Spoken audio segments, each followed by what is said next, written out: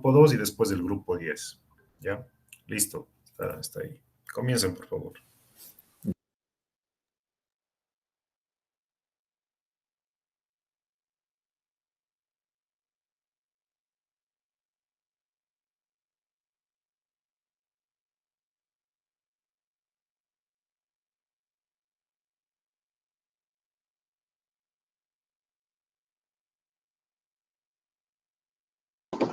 Listo, compañeros, nosotros somos el grupo número 2.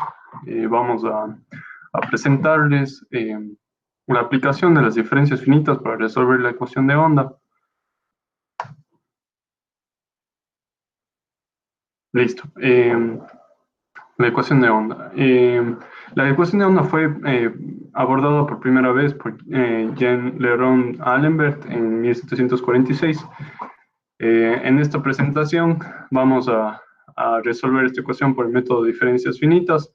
Y además de la resolución, vamos a presentar algunas de las aplicaciones de la ecuación de onda y también un ejemplo que ayude en su comprensión.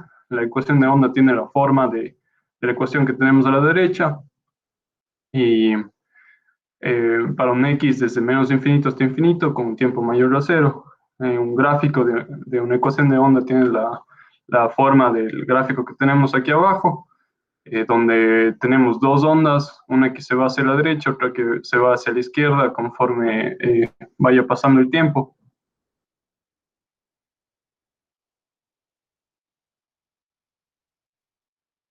Pásale la diapositiva. Listo. Entre algunas aplicaciones de la ecuación de onda tenemos la comprensión de los conceptos de la difracción, interferencia de la luz, tratamiento óptico de información, propagación de las ondas electromagnéticas a grandes distancias, el estudio de nuevos fenómenos electromagnéticos, como los surgidos dentro de las fibras ópticas.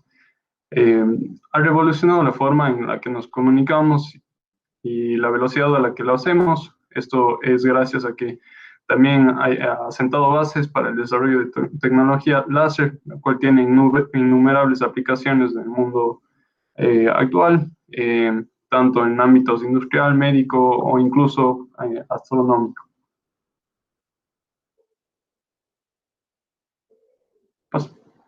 Listo, aquí tenemos un ejemplo.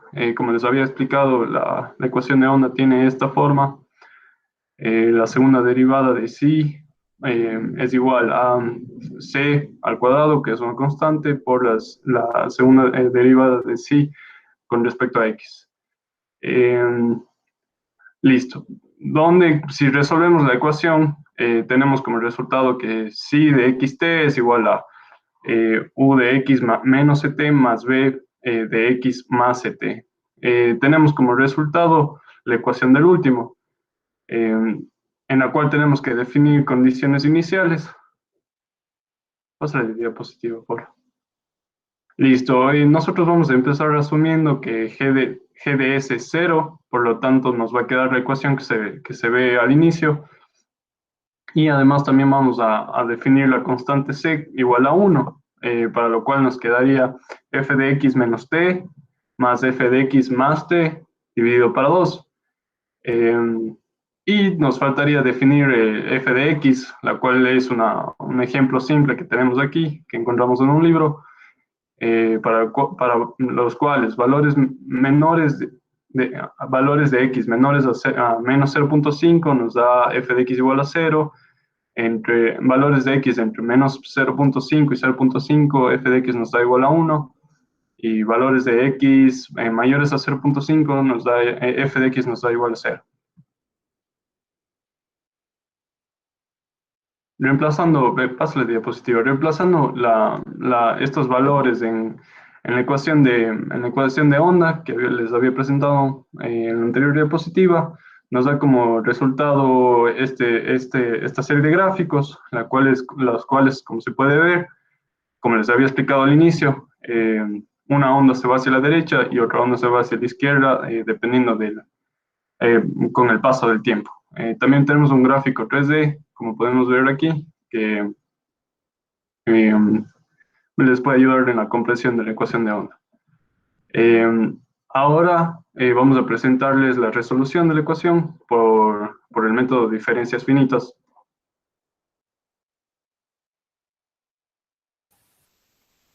Bueno, ahora vamos a iniciar con la resolución de esta ecuación por diferencias finitas.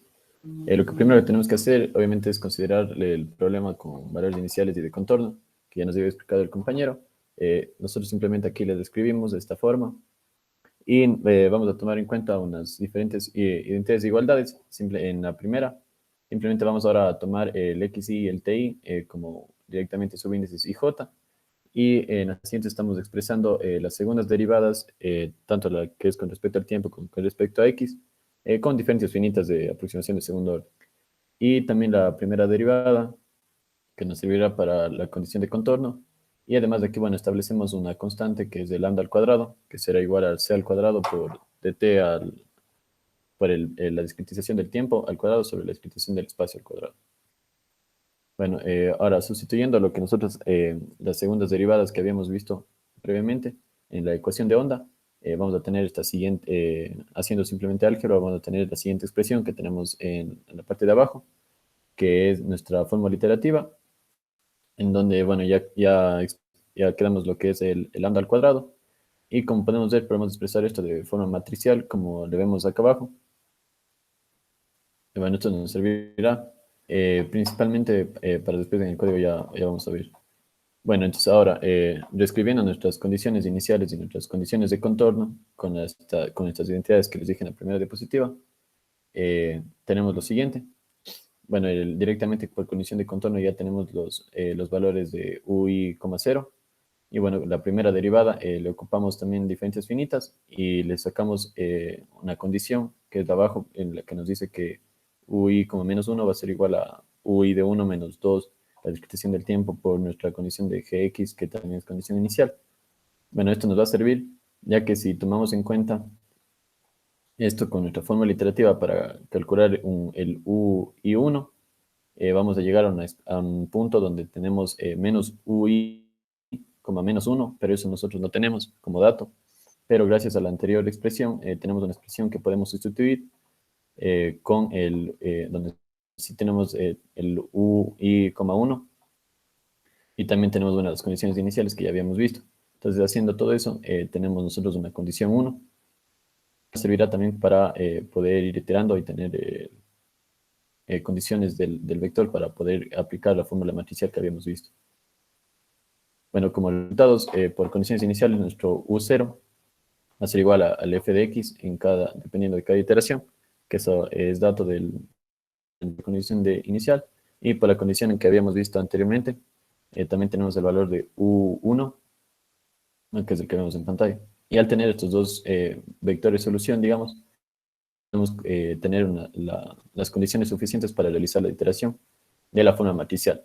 La matricial simplemente se sacó con los coeficientes de la primera diapositiva, que bueno, es fácil ver. Y bueno, así sería nuestra fórmula matricial expresada, que en el código podremos entender de mejor forma.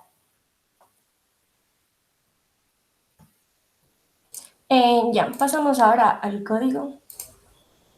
Ya les comparto. Ya, yo les voy a presentar la primera parte del código, que en este caso primero vamos a determinar las librerías que usamos, que era condiciones iniciales, las condiciones de la cuerda, por ejemplo, que tenemos la longitud, que vamos a determinar una cuerda de longitud 1, y la constante de propagación, que vamos a determinar que está determinada con la letra C, lo que compartieron ya mis compañeros, que tiene que ver con el material del que está compuesto, y le hemos determinado con valor de 1.5. Pasamos a la discretización, que es planteando cuántos nodos usaremos con el método, y designamos con n este número, y x, que será la malla de posición de x de cada nodo, que va a ser de 0 hasta l en n, dividido en n. Determinamos nuestro dx, que sería la distancia de cada nodo, con la fórmula establecida que está determinada aquí en pantalla. Luego pasamos a las condiciones iniciales y las condiciones de contorno. Empezamos con las condiciones iniciales, determinamos que en el tiempo inicial, es decir, en el tiempo 0, tenemos una deformación inicial de 0,5, que sería de medio metro, que determina que toda la cuerda inicialmente está deformada a 0,5 medio metro con una distancia hacia arriba. Vamos a determinar un vector U, que denominamos que será el vector de deformación, que en este caso inicialmente estará nuestra cuerda deformada 1/2 metro y será un vector con esas entradas. Y la velocidad inicial que tenemos, que sería en este caso 0, pues vamos a soltar prácticamente la cuerda de un punto estacionario. Como determinamos, por ejemplo, nuestro U inicialmente está deformado 0,5. Ahora pasamos a las condiciones de frontera. Para condiciones de frontera establecemos condiciones homogéneas, es decir, que por ejemplo para U0 tenemos una deformación inicial, en el punto inicial vamos a tener una deformación de 0, para el punto final que sería de UL, que sería la longitud total de la cuerda, también vamos a hacer que 0, significaría entonces que nuestra cuerda va a estar fijada en ambos extremos. Ahora vamos a modificar nuestro vector de deformaciones, que debería tener las especificaciones. Esto, por ejemplo, lo hicimos de manera directa, vamos a determinar, por ejemplo, que la primera parte de la cuerda y la última van a estar, como les dije, fijas a los extremos, entonces las deformaciones están determinadas de esta forma. Aquí hemos, por ejemplo, determinado la condición inicial de la cuerda, aquí podemos ver que está deformada en 0,5 y que los extremos están fijos. Ahora pasamos nosotros a los criterios de estabilidad y a la solución con el tiempo. Para que nuestro método sea estable, hemos determinado que se debe cumplir esta condición de aquí, que hemos ya establecido con la resolución del método. En este caso, por ejemplo, se ha determinado que esto de aquí tiene que ser un valor menor al que se ha presentado aquí para que nuestro método pueda converger. Por ejemplo, ahora vamos a determinar en nuestros pasos de tiempo, vamos a determinar un paso de tiempo que tiene que ser igual o menor a este de aquí, que sí está determinado hasta un tiempo final de 20 segundos. Y consiguientemente vamos a usar en 3 vectores, que sería un vector de deformación actual, anterior y siguiente. El actual hemos determinado ya anteriormente con la letra U. Este va a ser nuestro vector siguiente y este va a ser nuestro vector anterior, que va a determinar las soluciones siguiendo la fórmula que ya habían presentado mis compañeros, y guardamos estos resultados que vamos a determinar, por ejemplo, las deformaciones, las velocidades y los tiempos. Ahora mi compañero les va a presentar la siguiente parte de nuestro código, que ya es la resolución en sí de este problema.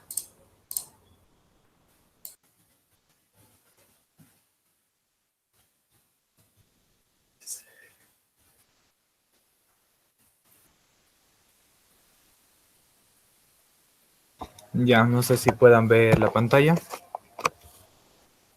Sí, compañero. Como mi compañera explicó, nosotros tenemos ya guardados en una lista cada solución, digámoslo así. Primero comenzamos con las soluciones iniciales.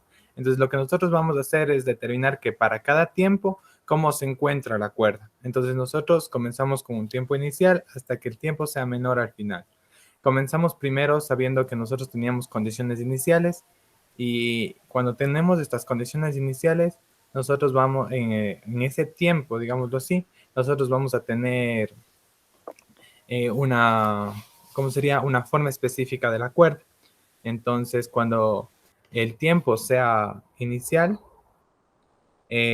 para cada punto, para cada nodo ahí, primero que nada está fijo en los extremos, o sea, eso quiere decir cuando i vale 0 y cuando i vale n-1.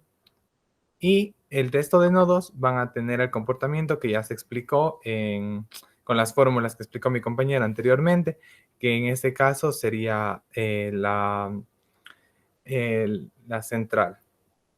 Para la condición, en el resto de nodos, en el resto de tiempo, o sea, los tiempos centrales, ya no en el tiempo inicial ni el tiempo final, que son las condiciones iniciales, nosotros vamos a tener un comportamiento diferente, solo que para las mismos, como los dos primeros nodos están fijos, no se van a mover, entonces ellos van a seguir con el mismo comportamiento de quedarse en el mismo punto, y el resto de nodos centrales van a tener un comportamiento como diferente, digámoslo así. Entonces, nosotros aquí lo que hacemos es que una vez determinados para un tiempo específico, guardamos el tiempo anterior, el tiempo actual como tiempo anterior. Aquí podemos ver, igual de la misma manera, la deformación y la velocidad. Entonces nos permite seguir calculando para diferentes tiempos. Al final le guardamos en una lista todas las soluciones para la deformación, para la velocidad y para el tiempo. Y finalmente con eso nosotros podemos graficar este tipo de solución, como vamos a ver a continuación. Como podemos ver aquí, este sería el comportamiento de la cuerda. No sé si se ven las gráficas. Este es el comportamiento de las cuerdas a raíz del tiempo. Y como podemos ver, aquí es una animación donde podemos ver... El compañero no nos está viendo. No se observa. Ya les comparto.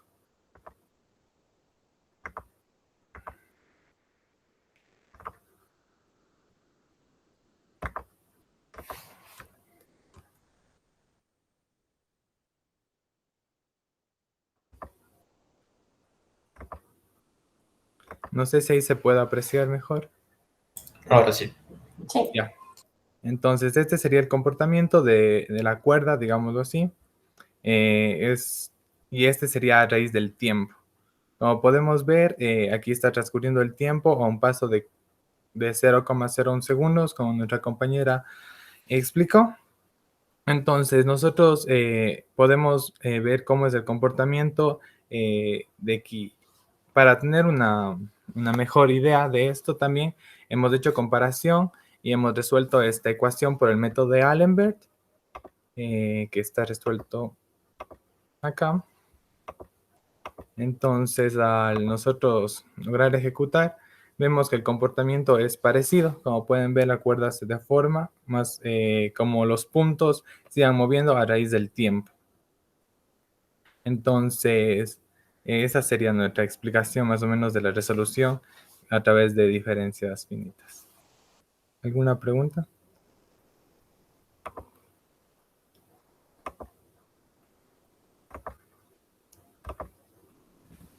Sí, compañeros, yo tenía una consulta.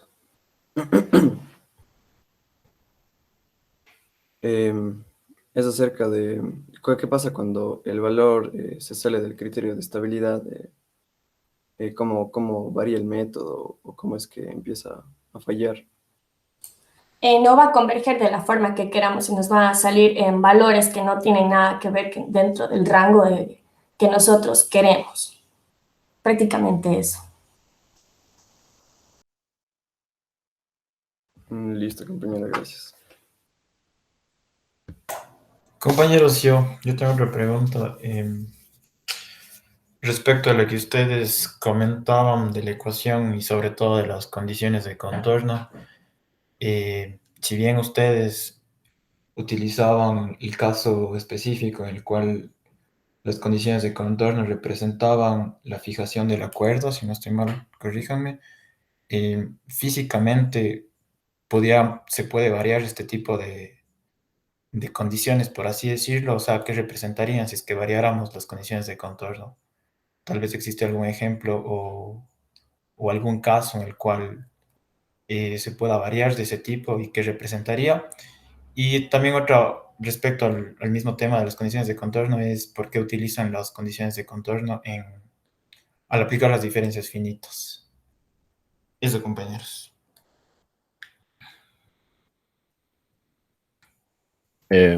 Bueno, respondiendo primero a la pregunta de si varían las condiciones de contorno, o sea, las condiciones de contorno nos da si estos extremos sean fijos o móviles. En nuestro caso son fijos, pero obviamente también podría ser móviles. Eso va a depender de las condiciones que nosotros demos.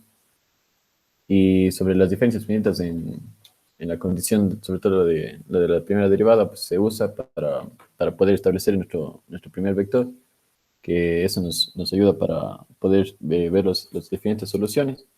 Entonces, al aplicar las diferencias finitas, sacamos la condición 1 que habíamos mostrado en las diapositivas. Bueno, y con eso se resuelven las demás soluciones. Es por eso, porque necesitamos esa condición. Y bueno, eso sería. Muchas gracias.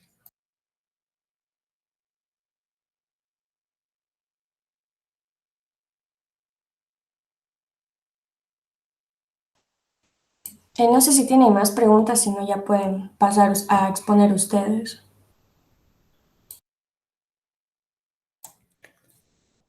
Amigos, confirmen, sino ¿Qué para presenta, comenzar. Josué? Yo, listo.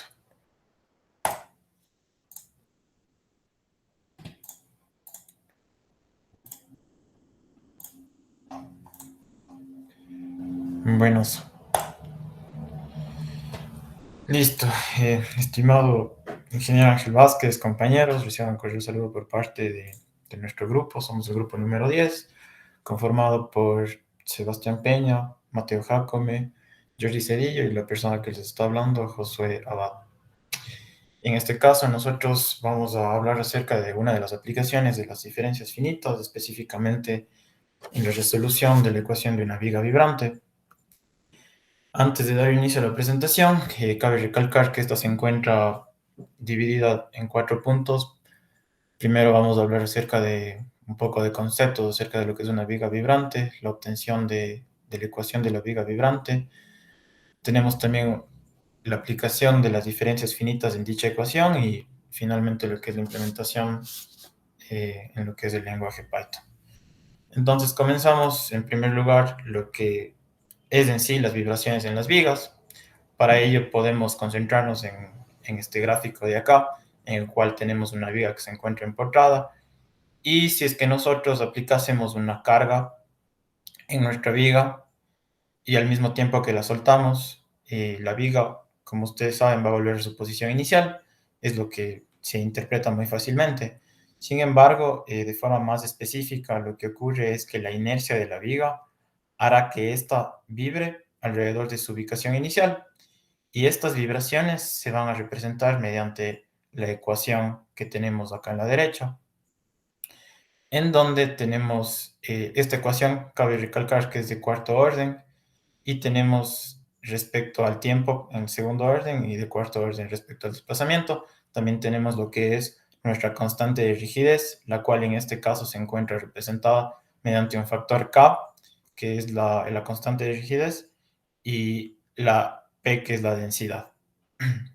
Algo interesante también que se debe mencionar es que la ecuación de una viga vibrante se produce gracias a la ecuación de onda. Esto varía gracias a lo que es la rigidez en sí.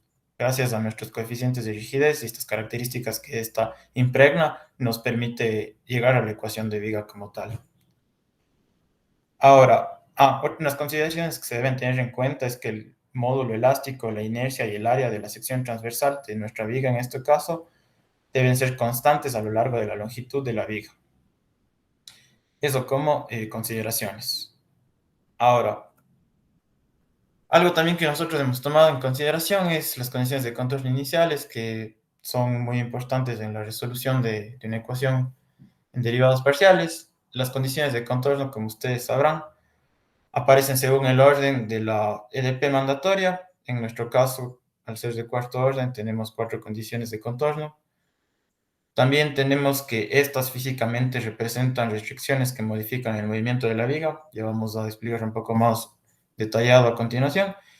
Y referente a lo que son las condiciones iniciales, estas se deducen con funciones arbitrarias y representan el comportamiento del movimiento inicial de nuestra viga.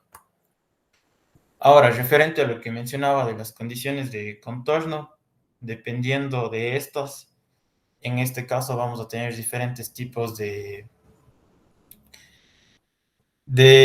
vigas, digamos así, apoyadas físicamente. Nosotros en nuestro caso vamos a concentrarnos en lo que es una viga fija como tal. Ahora, entrando un poco más a lo que nosotros queremos representar, tenemos que tomar en consideración las condiciones de contorno, como mencionaba anteriormente, y cabe recalcar que, como mencionaba, de igual forma tenemos lo que es una viga simplemente apoyada, en donde nuestras condiciones de contorno tenemos las de Dirichlet, que son las que no poseen derivadas, y las de Newman, que poseen derivadas. Cabe recalcar que representan cada una de ellas, puesto que las que no poseen derivadas representan la fijación en los extremos, mientras que las otras, las que son de segundo orden, digamos así, representan que el momento flexionante de la viga en dicha posición de igual forma tiene que ser cero. Esto se puede evidenciar simplemente con el gráfico de acá. Y nuestras condiciones iniciales, bueno, para nuestro caso en específico, más adelante se va a dar a conocer un poco más. Y finalmente, para finalizar mi parte, cabe recalcar que al resolver esta ecuación como tal, lo que obtenemos físicamente hablando es el desplazamiento vertical de la viga desde el eje horizontal. Es por eso que se va a oscilar dependiendo la solución de esto. Ya. Bueno, compañeros, ahora vamos a ver cómo se obtiene la ecuación de la viga vibrante.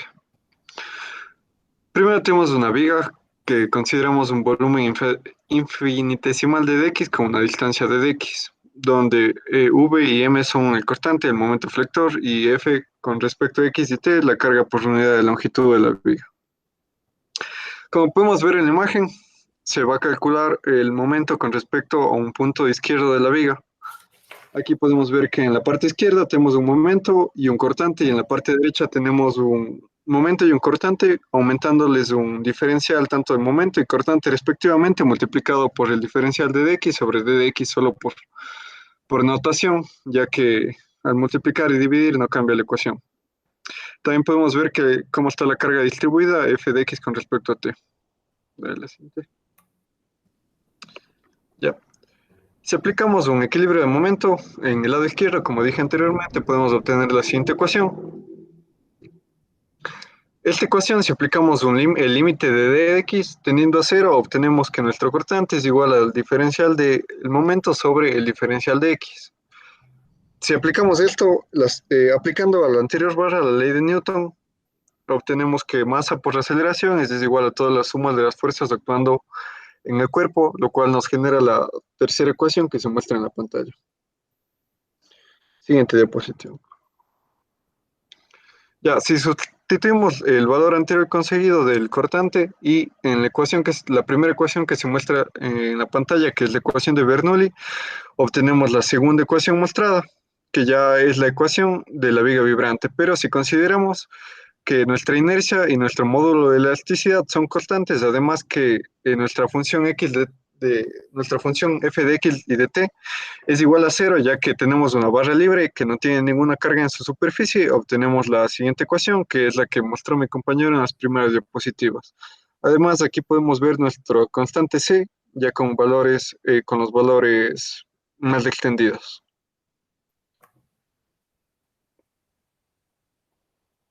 Bien, ahora vamos a hablar sobre la aplicación de las diferencias finitas para aproximar la solución. Como ya había explicado mi compañero, nuestra barra va a estar definida de una longitud igual a 1 metro, con las condiciones de contorno y condiciones iniciales. En este caso tenemos las 4 primeras ecuaciones son nuestras condiciones iniciales que se cumplen para todo tiempo mayor que 0. Y tenemos nuestras condiciones de contorno, en este caso definidas para toda la barra, perdón, nuestras condiciones iniciales definidas en toda la barra, la cual la primera es una función de tipo seno de pi x y la segunda es una aplicada a su velocidad, en este caso su velocidad inicial va a ser 0. Ya, entonces usamos expresiones en las cuales reemplazamos en la ecuación diferencial de diferencias finitas, tenemos tanto para la segunda derivada con respecto al tiempo y para la cuarta derivada con respecto al desplazamiento, a la posición en x. Entonces, reemplazando estas diferencias finitas en la ecuación diferencial, tenemos la expresión que se puede ver al inicio. Ya, y para trabajar de mejor manera, lo que se hace es sustituir un lambda por nuestras constantes, en este caso que tenemos, que son nuestros pasos de discretización, tanto para el tiempo como para x. Entonces, esta variable lambda que tenemos aquí es una variable que guarda esta información. Ya. Ahora bien, lo que se hace es de la expresión anterior despejar el elemento u sub j i más 2, el cual va a ser nuestra aproximación a la solución de nuestra ecuación diferencial. Despejando este elemento tenemos la expresión que se puede ver al principio en la diapositiva y es la que nos permite realizar las aproximaciones. Esta misma aproximación puede ser escrita en una manera de sistema de ecuaciones. Como sabemos, esta va a ir dependiendo de sus valores anteriores y al ser una derivada de cuarto orden, lo que tenemos es que necesitamos conocer información de 4 puntos alrededor de nuestro punto de interés. Van a ser 2 puntos hacia adelante y 2 puntos hacia atrás. Ya, entonces la segunda expresión nos muestra cómo quedaría definido de manera matricial o como sistema de ecuaciones, en donde el elemento U, J, I va a contener la información acerca de nuestras condiciones de contorno de este sistema. ¿Y cómo llegamos a esto?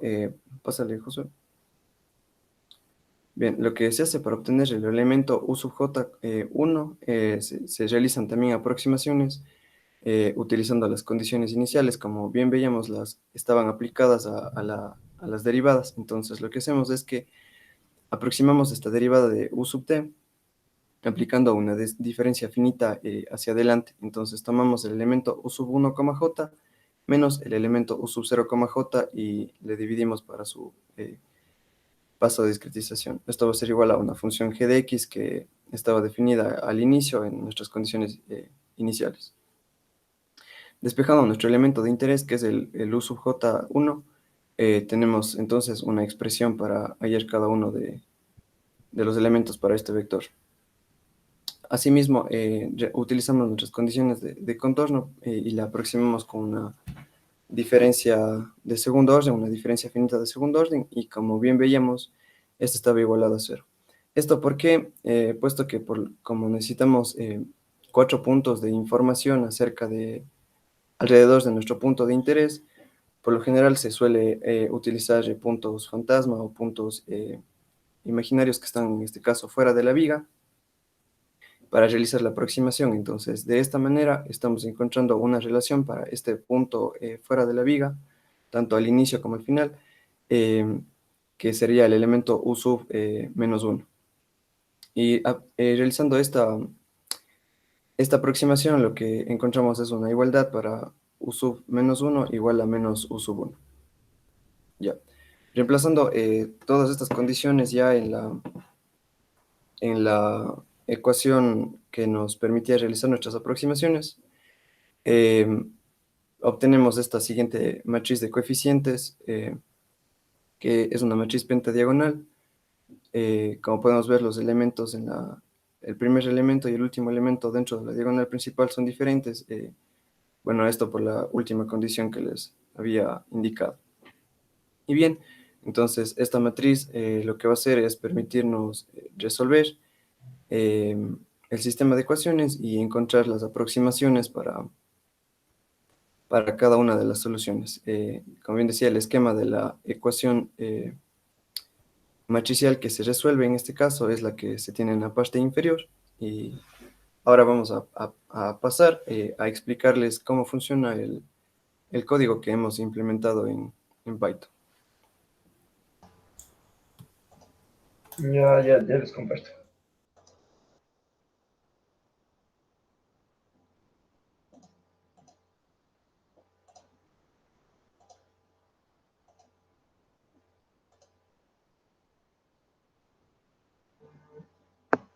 ¿Se está viendo tal vez, compañeros? Sí, amigo. Sí, compañero. Bueno, entonces vamos a explicar la parte del código que le hicimos en Python en JupyterLab para que se vea de una mejor manera. Entonces, lo primero que se hace es la importación de todas las librerías que vamos a usar. En este caso, la librería de NumPy, que nos va a servir para las matrices, los vectores y todo lo que tenga que ver con las operaciones entre los mismos. Y la librería de Matplotlib, que nos va a servir para el ploteo de las gráficas. Entonces, lo que consideramos primero son las condiciones iniciales y las constantes que vamos a usar. Entonces, vamos a hacer primero que nuestra viga tiene una longitud de 1 metro y vamos a discretizar un total de 25 nodos en la viga. Es por eso que se pone esta variable de el n igual a 25. Ahora, como se pudo ver en la presentación, se creaba o se necesitaba de una matriz, la cual se puede ver en pantalla, para lo cual le hemos generado de una manera fácil. Mateo, perdón un momento, amplíale un poco más, pidió el ingeniero que amplíes un poco más. ¿Qué cosa? Que amplíes un Que poco es más. más grande la letra. Más grande, Eh, exacto. Y ciérrale también lo que está abierto a la izquierda. ¿Estamos? ¿Está bien ahí? Sí, Sí, se ve ya mucho está. mejor. Ya, entonces, como les decía, lo primero que se hace es crear todas las diagonales de la matriz. Como se puede ver, dp es igual a el menos 6, que se multiplica por un vector solo de unos, y así también con los 4 y con los menos 1. Al final, lo que se hace es una concatenación de todas las diagonales que se han creado. Y por último, se colocan los dos valores de el menos 5 y el menos 5 que se ponen en los dos extremos, es decir, en la posición 0, 0 y también en la última que se pone con esta línea de código que se encuentra aquí para el último índice de la matriz. Ahora, como se sabe que se parte de condiciones iniciales, es decir, de las que se pueden ver en pantalla y que mi compañero les explicó ya antes cómo es su interpretación física, entonces se crean dos devs. El primer dev va a contener a la condición 1, en el cual va a entrar un vector x, en el cual nos va a devolver otro vector que va a ser el mismo, pero evaluado en la función que se tiene del seno por pi x. Es por eso que nos devuelve esto para la condición 1. En cambio, para la condición 2 que se tiene en la parte de aquí, simplemente se lo hizo para presentar cómo se lo haría, ya que se puede ocupar tranquilamente un vector de ceros, pero se decidió ponerle de esta forma para que se vea 0 por x, que es la condición para este rango de valores en x. Ahora, se tienen que plantear los pasos de discretización, tanto en el tiempo como en x, que se plantea con 0.04 para x y con 0.0001 para el tiempo. Entonces, como sabemos de esta matriz, tenemos también que calcular un lambda. El lambda se calcula de forma con dt sobre dx al cuadrado y se obtiene ya el valor de lambda que va a multiplicar a toda la matriz que se ha creado anteriormente.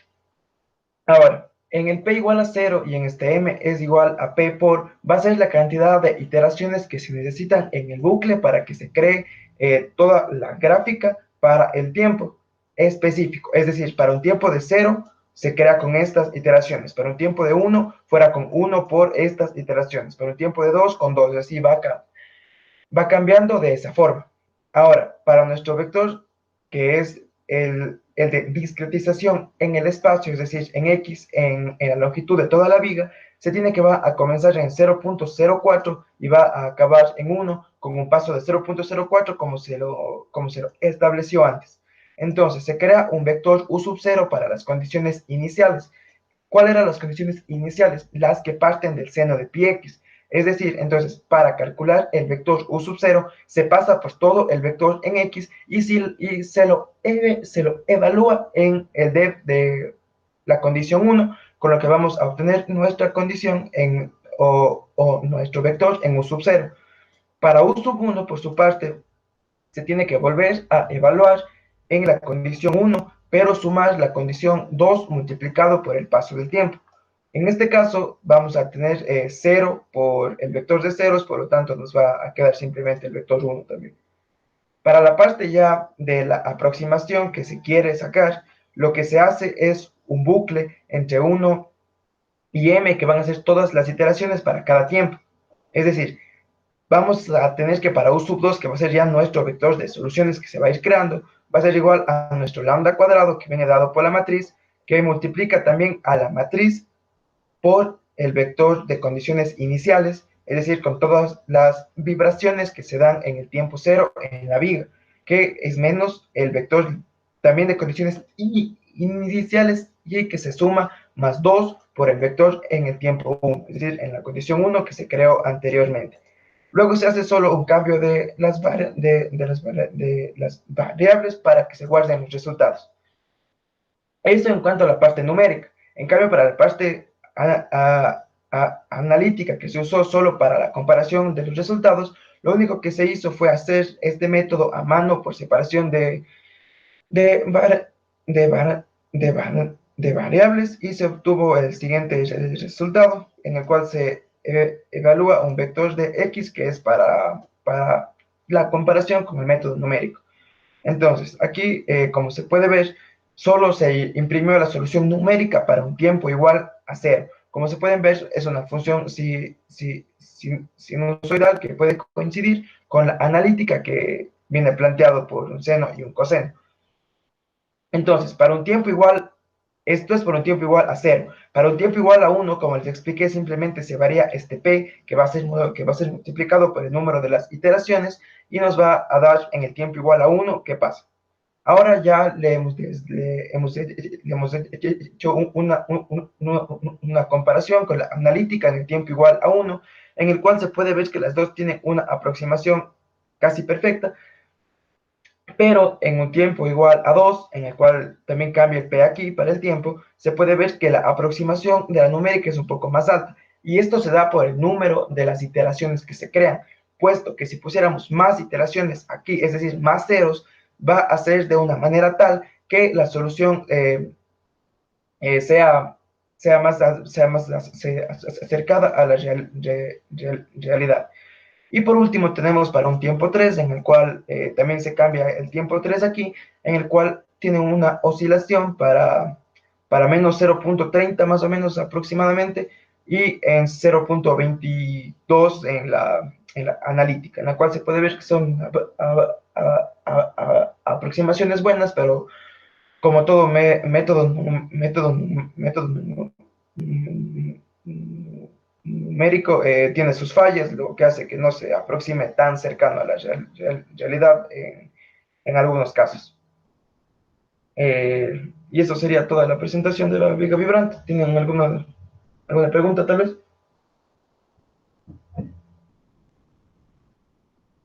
Sí, compañeros, yo tengo una pregunta.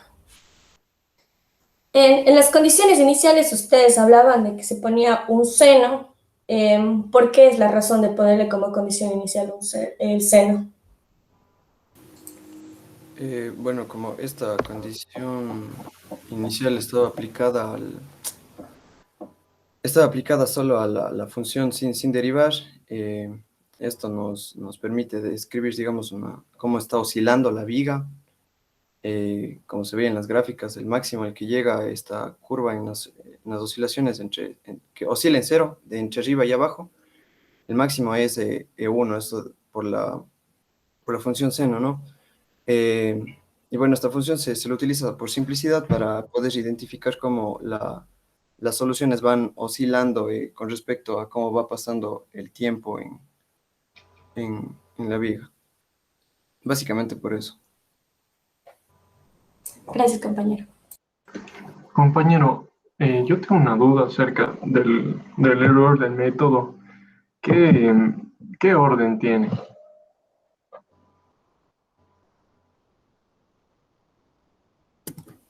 Eh, bueno, básicamente nosotros estamos aproximando esto por diferencias finitas de orden 2, puesto que incluso la ecuación, la diferencia de orden 4 se aproxima con diferencias finitas de orden 2. Entonces, bueno, este método podría tener una aproximación de orden 2. Disculpen, compañero, Listo, una compañero. pregunta. Entonces, al menos en la parte del código, ¿cómo podrían mejorar la aproximación de la solución? En la parte del código, para que se aproxime, justo como les explicaba, como se puede ver en el tiempo de 1, es casi perfecta, ¿verdad? Pero en el tiempo de 2 ya se ve que tiene una ligera variación, la cual se corrige simplemente con aquí, en la parte de las iteraciones. Si tenemos un p igual a 2, que es para el tiempo 2, para que converja de manera más correcta y se aproxime aún más, simplemente sería en el m igual a p, que va a ser el número total de las iteraciones, ir poniendo más y más ceros hasta que sean más y más iteraciones, las cuales nos van a hacer que se haga más cercana a la solución, analítica.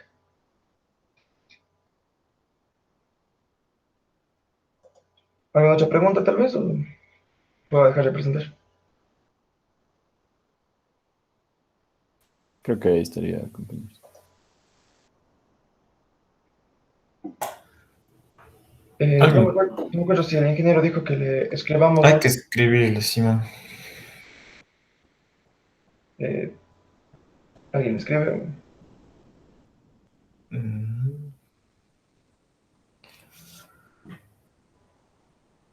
O ya le escribo yo. Escríbele vos, porfa, si es que ya has hablado con él. Por No, Telegram, me imagino. sí, no. Somos la sala 2, ¿verdad? Sí. Ya le mandé un mensaje. Esperamos que responda.